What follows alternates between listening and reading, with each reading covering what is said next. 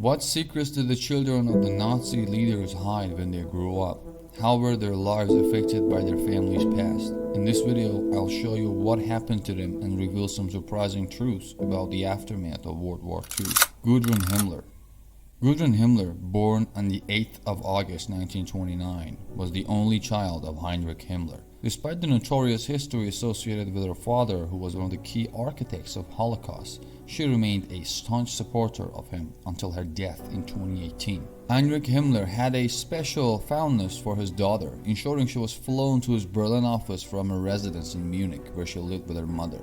He maintained close contact with her, making daily phone calls when she was at home and sending weekly letters. Heinrich affectionately referred to her by her childhood nickname, Poppy.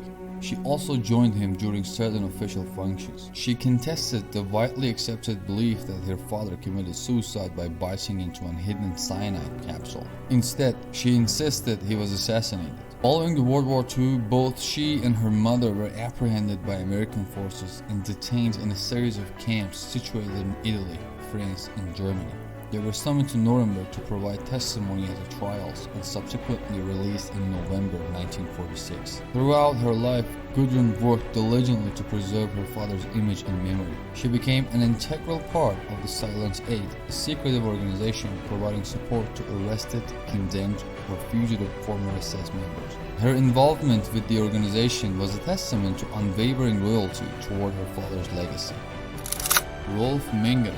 Rolf Mingler, son of the infamous Nazi doctor Josef Mengele, has lived much of his life in the shadow of his father's dreadful history. Born on March 16, 1944, Rolf was raised away from the horrific concentration camps where his father carried out his notorious experiments. Rolf's early life was largely shrouded in a mystery and misinformation. He was led to a belief that his father had been a war hero and only learned the chilling truths as a young teenager. Despite the burden of his name, Rolf made efforts to lead a normal life, studying law and working as a corporate lawyer. After the war, Josef Mengele fled to South America. Relocating to a new continent meant that Mengele had to leave his son, Rolf, behind. This absence from his son's life made Rolf a person of interest, particularly for the Nazi hunters who believed that he kept in contact with his father. To some extent, they were correct. Mengele did send several letters to his son, sparking Rolf's curiosity and leading him to make a journey to South America in 1977 to meet his father. Reflecting on his journey, Rolf acknowledged that his father displayed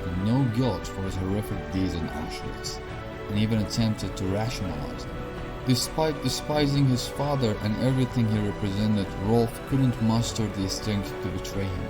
He kept silent about Mengele's South American hideout, hence the notorious Angel of Death escaped answering for his numerous atrocities. After their encounter, Rolf decided to alter his identity and sever ties with his past. It is speculated that now he is a family man and a retired attorney, leading a tranquil existence in Germany. Martin Bormann Jr. Martin Bormann Jr., the eldest son of the Nazi Party official Martin Bormann, has lived a life marked by the heavy legacy of his father's infamous identity. Born on the April 14th of 1930, he was only a child during the heights of his father's power and atrocities of World War II. Growing up under the shadow of his father's prominent position in Hitler's inner circle, Bormann Jr.'s childhood was far from ordinary. However, the young man Bormann was kept sheltered from the gruesome reality of the Nazi regime. After the war, he was confronted with the horrific actions attributed to his father and the realization that led him on a journey of remorse and redemption. Distancing himself from his father's ideology, Bormann Jr. converted to Catholicism and devoted his life to the church. He even worked in the mission fields of Congo in Cameroon, striving to make amends for his father's misdeeds. However, in 2011, Bormann found himself in the center of abuse allegations. A past student claimed that Bormann abused him when he was 12 years old in the early 1960s. There were further accusations of severe physical violence against other students. At the time these allegations surfaced, Bormann was battling with dementia, rendering him either unwilling or unable to address these accusations. While these allegations never led to any legal actions, the independent Klasnik Commission set up a probe into the abuses within the Catholic Church in Austria, awarded the accuser compensation. Nicholas Frank. Nicholas Frank, son of infamous Nazi war criminal Hans Frank, has spent a significant portion of his life grappling with his father's dark legacy. Born in 1939, Frank was too young to comprehend the atrocities committed during the Holocaust. However, his adulthood has been largely consumed by a quest to understand and publicly denounce his father's actions. Hans Frank, known as the Butcher of Poland, was Hitler's personal lawyer, later served as the Governor General of occupied Poland. Despite his father's monstrous acts, Nicholas Frank has taken an uncommon route, confronting his heritage head-on. He has written several books, including In the Shadow of the Reich, which detail his efforts to comprehend his father's deeds and their impacts on his life. Frank's commitment to educating others about the Holocaust and its lasting effects on families of those involved, including perpetrators and victims, is commendable.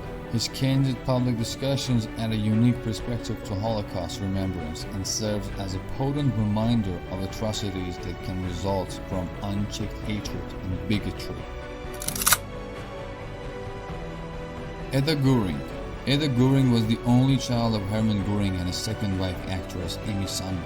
As the daughter of one of Hitler's right-hand men, born just before the eruption of World War II, Eda's early years were mainly spent with her mother at Karenhall, the Göring family estate. Eda's early life was defined by the luxury and privilege that came with her father's powerful position in Hitler's Germany. She was often photographed at public events, a symbol of Nazi regime's attempt to project an image of a wholesome family life. She was the recipient of numerous historic art pieces during her childhood, including Lucas Cranch, the Elder's Madonna, and child painting. As the war neared its end, she and her mother relocated to their mountain residence at Obersalzberg. The end of the Second World War brought a reversal of fortune for the Göring family. Hermann Göring was sentenced to death at the Nuremberg trials for war crimes, although he escaped the gallows by committing suicide. His actions left Eda with a tainted legacy that she had to spend the rest of her life trying to reconcile. Eda Guring attempted to live a life away from public eye. She rarely spoke about her father in public, but maintained that he was a good man in private conversations. In the decades of the 1950s and 60s, many of the valuable gifts she had received in her youth, including the Madonna and child artwork, became embroiled in long legal disputes, most of them which she lost in 1968. While the children of other notable Nazis like Gan Heimer and Albert Speer Jr. often publicly discussed their father's roles, Guring notably refrained from such public discourse. However, during a 1986 television interview in Sweden, she broke her silence to express her deep affection toward both of her parents. She passed away in 2018, leaving behind a life that was forever marked by the actions of her notorious father. Wolf Hess. Wolf Hess was son of Rudolf Hess, a prominent figure in Nazi Germany and a member of Nazi Party. He held the position of Deputy Führer to Adolf Hitler from 1933 until 1941. He held the position of Deputy Führer to Adolf Hitler from 1933 until 1941, when he embarked on a solo voyage to Scotland in an attempt to hold peace talks with Britain. Hess was captured and subsequently put on trials in Nuremberg once the war concluded. Although he evaded execution, Hess was condemned to spend the rest of his days in solitary confinement, until he committed suicide on 17 August 1987 at the age of 93. Rather than distancing himself from his father's legacy, Wolf Hess spent his life defending it. Wolf was a staunch supporter of his father, dedicating many years in an attempt to change the public perception of his father. He tirelessly campaigned to prove his father was not a war criminal, but rather than a man simply carrying out duties in the 1930s and the early 1940s, thus absolving him of any guilt. In his teenage years, while his father was held captive following his ill-fated journey to Scotland, Wolf was a frequent visitor. His action, however, extended far beyond these visits. During the 1950s, Wolf established a committee to free Rudolf Hess, amassing several 100,000 supporters, including some notable figures in German politics. He authored numerous books advocating for the recognition of Hess as a German hero rather than a criminal. Following Hess's death in prison, Wolf contended that his demise was a result of foul play by his brilliant captors. Wolf, who spent his entire life defending his father's Nazi affiliation, passed away in 2001.